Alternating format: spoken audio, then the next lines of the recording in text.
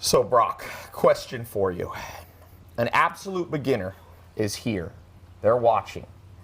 They're in this course to learn about Bitcoin and crypto. I just want to ask you the most basic, because you are one of the geniuses of the whole industry, maybe, you know, the most respected person in this space. So I want to take it down a level to people go, I buy into, I hear what you're saying, Brock. This is the future. I'm making 50 grand a year. I have a job. I want to dabble in this. First question. If you were an absolute beginner or advising an absolute, just pretend I was an absolute beginner, knew not one thing. And I say, I want to start, I know enough that I know that I'm interested in blockchain. Like you said, learn about it. And I want to invest a little bit of money into it. What wallet do you recommend? Everybody's using Coinbase. People say Jax is great. Do you have, I don't want you to have to play favorites. Could you name a couple that you would recommend? Yeah, no problem. I do this all the time because, I mean, I get asked this question daily. Yeah. And so it depends on where you are. You know, let's take U.S. first. In what country you live, but let's start with the U.S. Coinbase is an option. They're a good service. Sometimes people have found customer service issues to be the case, but that's really true of everyone. When you've had an industry that's growing at this rapid pace, it's hard to scale, and especially when you're dealing with this kind of money. Yes. You know, you can't just like say, let's add 200 new people and there's no room for error. Yeah. And so, I tell people that get a little frustrated with any of these companies, it's called be patient. You're in a boom like this. So, Coinbase is great, Gemini is great, Kraken is great. It's kind of like U.S. exchanges. Have you heard of Jax? Somebody recommends Jax isn't an exchange, so that's where you can procure tokens. Yeah, I'm talking about, so let's start with procuring tokens. Yeah, so that you normally go to one of the exchanges. Yep. There's also, other channels. Sometimes there's Bitcoin ATMs in your city if you just want to do something very small. The fees are high, but if you just want to get started with $100, it's an interesting experience, or just to check out. Yeah. And they're in most cities now.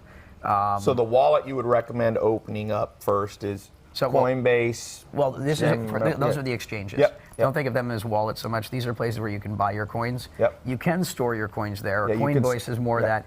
But a lot of times what you do is you use them as the on-ramps and the off-ramps. Think of them as you're getting onto the new superhighway. Yes. You have to go from the old world into the new. Yep. And the exchanges are the path where you can go from a dollar to a cryptocurrency. And so the first place is where you're going to get it. But now once you have it, you normally want to take it out of exchanges because you're not trying to leave your money in a bank. Don't do that right away. Mm-hmm. Make sure you know what you're doing. Leaving your money in Coinbase until you feel you're comfortable to move off it is a good thing. Yep. Get comfortable. There's I feel like most people use Coinbase not only for the exchange but for the wallet. Yeah, and they're one of the betters if you want to do that, and that's what I recommend what beginners do. Yes. Because they're the biggest. They've got the biggest balance sheet. They've been doing it the longest. Yes. They've got insurance and things. So I mean, if you're going to leave your money in one of the exchanges, that's you're somewhat safe there. It's the lesser of your evils. But ultimately, what you want to get to a proficiency that you can take your money out into your own wallet. I generally recommend a hardware wallet right now, which would be Trezor or the Ledger Nano. And that is to take your private keys offline. Make sure you get two so that you can have a backup, put it in a safe. And if you end up with a ton of money, make sure you have three. So these are physical, just to be clear. So these are you're upgrading to have your offline wallets. And then when you want to trade or move things around and send stuff, you're also going to have your online wallet. You're more. So let's talk about the hard physical wallet. Can you repeat just the ones? Trezor and Ledger and Nanos. Okay. Those are the two companies. They're both fantastic. So and that's the only two that you consider. Let's take Bob, hypothetical. Bob or Susie buys on the exchange Coinbase. They want to take it off Coinbase. What's the process? You take the physical. Yeah, you're going to withdraw it to that wallet on that key. It's basically all it is it's a piece of hardware that stores your private key that's got a wallet associated with it or wallets associated with it. And so you're just storing the private key offline. Yes. So it's nowhere on the internet. That's the safest way from a security perspective. And where do you put it? A bank? A safe in your house? It depends on how much money you're talking about, right? Let's say it's $1,000 for somebody. Yeah, you can probably have just one backup. Okay. And then have that in a safe in your house. And when you say two? So you want one that is the one that you use. Yes. And you want to have a second one as a backup in case you lose it. Would you do two with the same? Yeah, one is a backup. You just have redundancy. In a world where you're taking control of your own money. Yes. It's important that you are taking responsibility. Yes. That's like having a bar of gold in your house, except for a bar of gold that is digital and you can lose it if you screw up. So make sure that because who knows what can happen. Lots of things can happen in life, right? What if somebody has $1 million? Then what do you do? Then you probably want to have a third backup and just have one in another place in case that place gets burned down or So maybe one at a bank and one at your house. Yeah, I mean, when you start dealing with big money, that's the right type of redundancy for whatever your main wallets would be. And then you have your kind of hot wallets, the online stuff that you use when you want to transact. Yeah, so let's talk about the hot wallet. What do you recommend? So it depends on, again, what tokens you're using, what coins. Let's say Bitcoin, Ether, like Bitcoin Cat, they're using the kind of the bigger ones. Yeah, so for like your Bitcoin stuff, there's been Bread Wallet and there's been Airbits, and you've had a number of kind of wallets that have come out over time that are all kind of okay with the hot wallets. You shouldn't be leaving large amounts of money in those. Those would become kind of like your mobile wallets.